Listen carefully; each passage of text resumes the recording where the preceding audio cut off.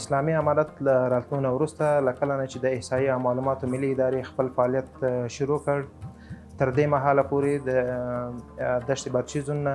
تقریبا 41,000 تذکرې چاپ او پروسس شوي دي، چې د دې نه د دولت خزانې ته تقریبا 12 میلیونه افغانۍ شاوخوا تسلیم شوي دي.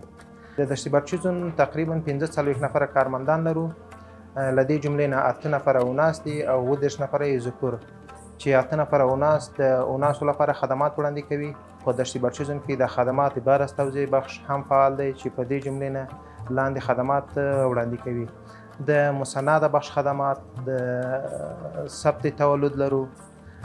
ثبت ازدواج او ثبت شهروند، څوک چې له فامیل نه پاتې شوي هغوی ثبت شهروند کوي.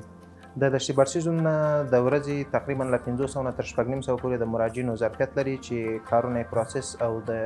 چاپ مرحلې ته وسپاري. په دشت بادشي زون کې د ورځې د سهار له 8 بجو نه تر 4 بجو پورې رسمیت لرو. ټول کارمندان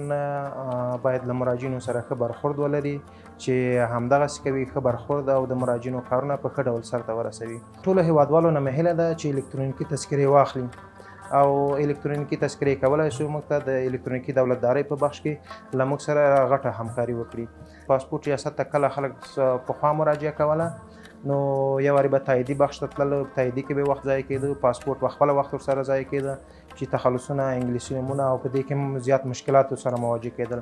نو الکترونیکي تذکرو غټه خو بیا همدارسې نه تاییدي غواړي، مستقیم پاسپورټ ته ځي، هم د خلکو کار په زودترین فرصت سره اجرا کېږي او هم د پاسپورټ ریاست ته کوم مشکلات نه وي. له مراجعینو نه مو هیله دا ده له کله نه چې بایومتریک ته مراجعه کوي تر هغه نه مخته د خپل فورمونه په دقیق ډول چک او خانه‌پورې کړي،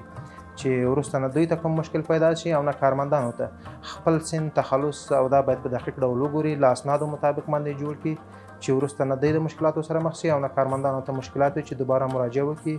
او بیرته خدمات بارز توزیع ته لاړ شي.